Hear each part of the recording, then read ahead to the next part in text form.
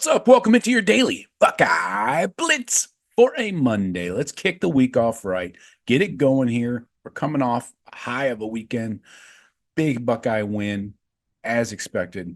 And they did it in very offensive fashion as we are going to get into the offensive stats, the game grades. I'll give you my grades for each position today. It is September 9th, 2024. Got a bye week coming up this week, so I'm not sure if we're going to get Ryan Day and Jim Knowles to talk to. Probably, I would hope so, but maybe not. They might take a week off. Who knows? But I expect the players and everybody to be in there practicing. I think this will probably be a hard week of practice. They want to build it up like it's a game week, and then recover over the weekend. So anyway, please visit thebuckeyecast.com. Get yourself some gear, shirts, hats, all the good stuff for a fun Buckeye season. I would consider probably ordering your Beat Michigan shirts. Get those ordered. It's never too soon. And we also have a Beat Sparty shirt in there, so check those out. I think I have we also have a We Hate Penn State shirt. So if the wind blows your direction, don't ignore it. Something I don't know. Anyway, let's get into it here on Monday. We'll talk offense. Let's start with the quarterbacks. Obviously, Will Howard had the most snaps. He had 26 dropbacks. He was 18 of 26 for 69%. That's a very good number. That's what she said. 292 through the air, one touchdown. 11.2 yards per attempt. That's perfect. Couldn't ask for much more. Did not have any drops this week, so that's always good. So yeah, and then Devin Brown, 5 for 5 on 7 dropbacks. He had 57 yards. And then Julian Sayin, 3 dropbacks, 2 for 2 on attempts and completions, 61 yards, and the touchdown, the big play to Bennett Christian. So let's share. I'll show you my Will Howard depth of passing and where he's throwing it on the field. So good to see that they went up a couple of attempts in the deep balls.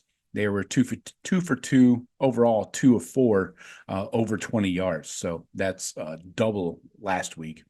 And then they were still very efficient in the 0 to 20 yard range.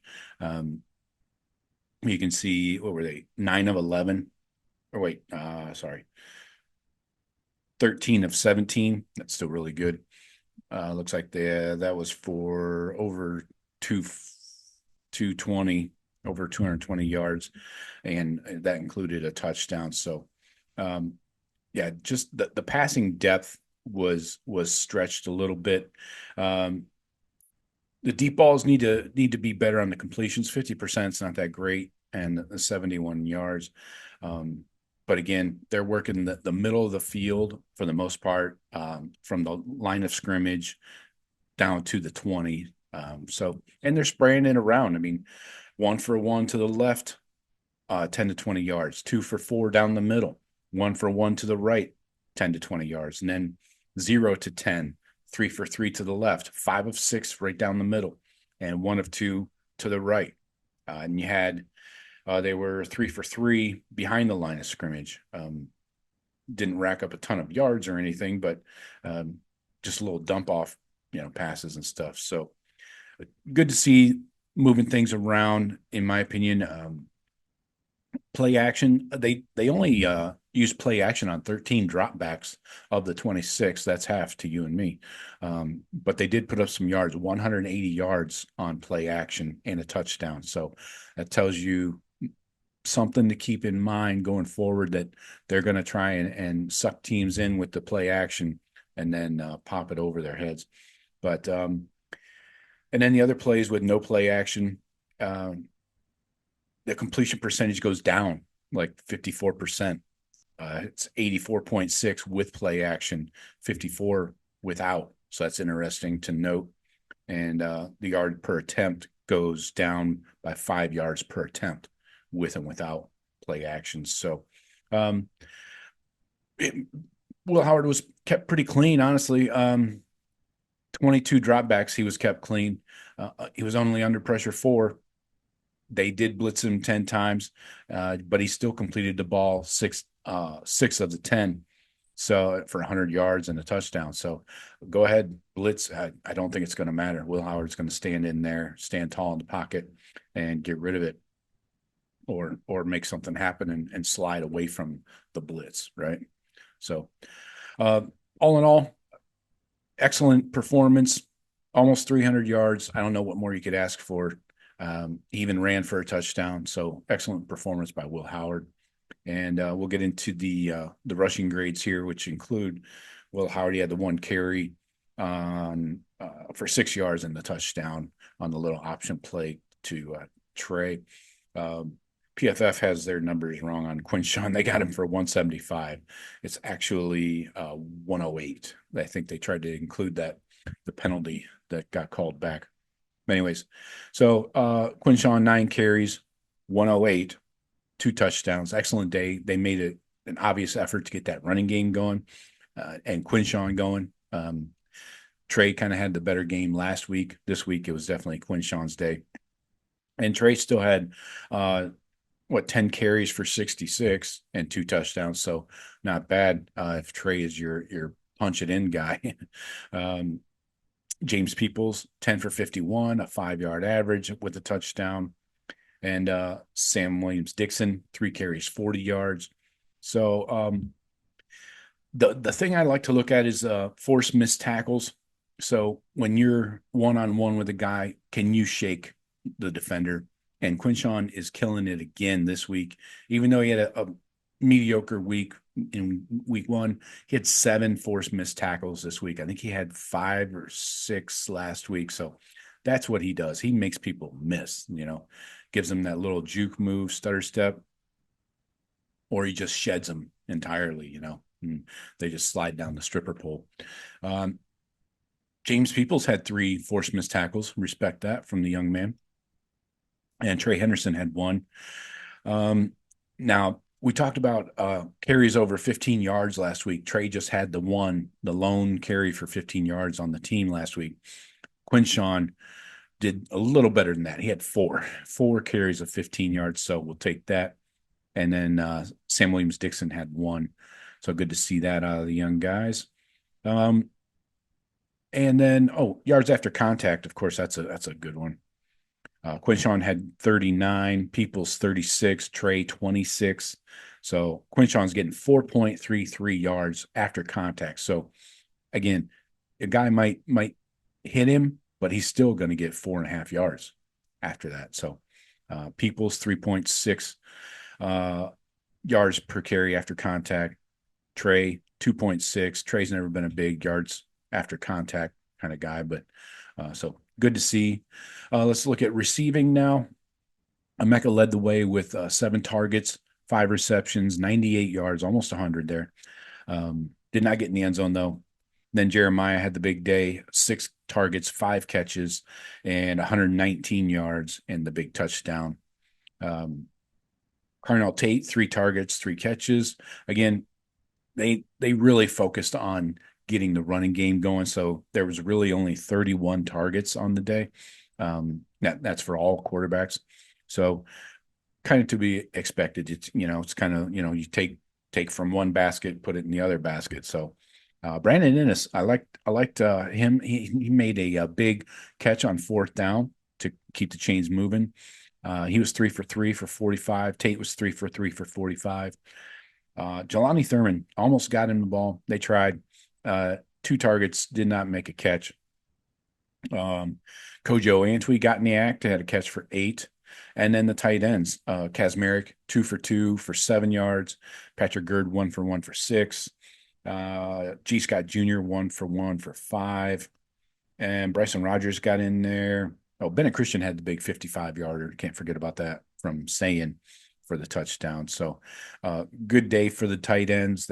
They were obviously non-existent last week, but as far as receiving goes, they definitely stepped up and got things done. I do want to point out that Emeka on see how many 21 snaps, 21 passing plays, lined up in the slot 15 times. So they kind of moved him back home for the most part. Then you had G. Scott in the slot 7 times, Brandon Ennis 7, Cardinal Tate 6, Bryson 5, Jelani 4. So everybody was moving around a little bit, but Emeka is always going to get the most snaps typically in the slot there. Um, Yak yards, you know, Jeremiah was 70, kind of leads the way, right? But Emeka had 42, Bennett Christian had 38 with the big play, and Tate 26, Ballard 17. All right, let's look at the O line here. Uh, Another tale of two things here, kind of a good news, bad news kind of thing. Anyways, um, Austin Sareveld had 36 pass blocking snaps, but again, he allowed a sack. 52.4 is what he graded out at. That's got to be much, much better. You cannot allow pressures on the quarterback. But second year guy playing in his second game. At some point, though, you got to stop like giving excuses, right? I mean, I don't know. Donovan Jackson will be back. That should be much improved. So we'll see what happens there. Josh Simmons, 28 pass blocking snaps, did not allow a pressure. He graded out 86.2 in pass blocking. We'll take that all day long. Josh Fryer, same, 82.9. Seth McLaughlin, the center, 67.7. That needs to be a little higher. He did allow one pressure on the quarterback. Tegra, a 32.7. That's fucking terrible. Sorry, my apologies for my F words. He allowed a hit on the quarterback. Can't have it. Can't do it. Got to be better, Tegra. So yeah, pass blocking needs to improve by Tegra and Sareveld. Now, run blocking, Sareveld had 30 snaps at run blocking. They kept him in when they brought in the second wave of O linemen. They kept Sareveld in there. His run blocking grade, though, was 67.4. That's got to get better. Josh Simmons, 64.4. That's got to get better. Josh Fryer, 71.7, though. Very good. Fryer had probably the best day of an offensive lineman starter with the 82.9 pass and 71.7 run. Seth McLaughlin, 61.8. That's got to get better. Same with your pass blocking. Tegra, a 59 run blocking. Not a good day for Tegra across the board. So, yeah. And then you got, let's look at the positions here. I want to talk about tight ends because they played 6 tight ends. And Jelani, I want to highlight Jelani because, he's taken some. He didn't have a good first week, but this week he graded out an 83 in run blocking. Bravo. Bravo, young man. Well deserved. Well done. We'll try and get you the ball next week, maybe. So yeah, he had, let's see, 12 run blocking snaps and grade out an 83. I'll take that. So G. Scott graded out a 59.7. Never been his strong suit. Who else? Will Kazmarek, a 58. That's got to be better on 11 run blocking snaps. The reason these tight ends are in there is to run block for the most part. Okay. So if they're not grading out well in run blocking, they're not staying in the pass block typically, but you're in there to run block. And this week, at least Jelani did well. Bennett Christian, 57.6, terrible. Max LeBlanc, the true freshman, got in there. 5 snaps on the run and graded a 65. So, yeah, a lot of dudes played all across the board. What do we have here? I got the offense. Total players, 36 on offense. So that's a lot. They emptied the bench, got a lot of people in there. We got waves and waves, like three waves of offensive linemen got playing time. So that's huge. That's key. And that's what we wanted, right? We wanted to get up early, get the starters out middle of the third quarter, get the young guys in there and let them run the entire offense. And you saw that with Devin and the O line that came in. and the second wave of receivers and running backs, and then with Julian even. So they were still throwing the ball. So it's good to see. All in all, easy win, expected, not a big surprise, but yeah. Then we got this week off, so work on some new stuff, maybe tighten up some things that are problem areas, like some of these run blocking issues, and get fired up to kick your feet up. Anyways, we're talking defense tomorrow. That's all I got for you today. Talk to you tomorrow. Go Bucks.